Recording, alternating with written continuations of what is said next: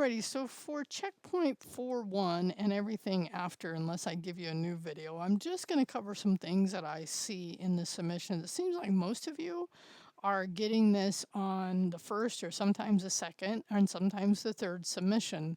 But what I want you to know is what I covered in the very first video about this was that, you can take it multiple times, but anytime you start it, you need to finish it, okay? And yes, there is a time limit, so you can start it, set a timer of 50 minutes, and that's how long. So when you come in here, and I'm just going to open one up real quick, and I want you to understand when you see what we're about to see, okay? So when you get here, right, and you're looking, and I have it blown up pretty big because I have it in another screen for something I'm going to show you in a minute. But once you click start, okay, that means your attempt has started, okay? Now, what's really important is to look up here and to make sure you see signed out. Because if you're, for some reason, and it says sign in, that means you're not signed in.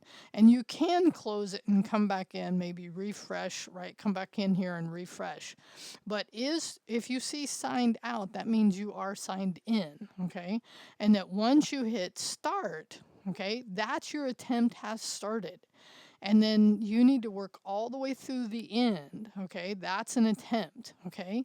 And what happens here is I have a couple of examples of students starting, and they actually may get all the way to some of the coding challenges, and then they close the window because they want to start again. And I just want you to know that does count as an attempt. And the idea is you get all the way through it because these checkpoints are really just to give you experience of reading questions and writing or answering questions and then writing code to implement that question, right? To see if you have the right code. And the thing is, I've also noticed some people, they will say, give me an example. And here's the deal. If you say, give me an example to an LLM, it's basically asking for the answer.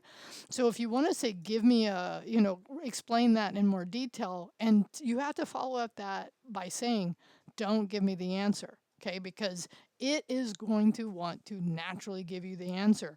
So if you want a better example or have it explain what it's asking, that's okay. You just have to include in that reply, don't give me the answer. And I think I'll add that to this content here. Okay.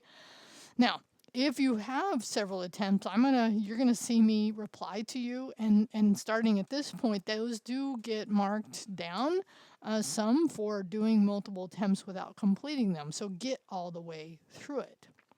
Now, the other thing is on the coding challenges, right? So once you get to the coding challenges, I had set up these before to where they would allow you to just write one line. And some of you were writing multiple lines, and it even said in the instruction one line. But now starting this week, we're going to need to write more than that.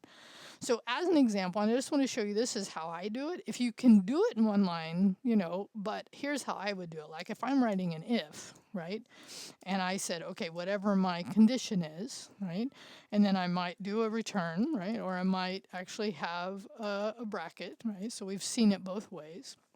But in this case, if I was to say whatever my condition was, then I'd say return, and then I'd do shift enter to give me a new line. Because if you hit enter here, it's going to think you're sending that. So now I could do else if, right? Now I don't even have to hit space. It's just the way my mind likes to see things, right?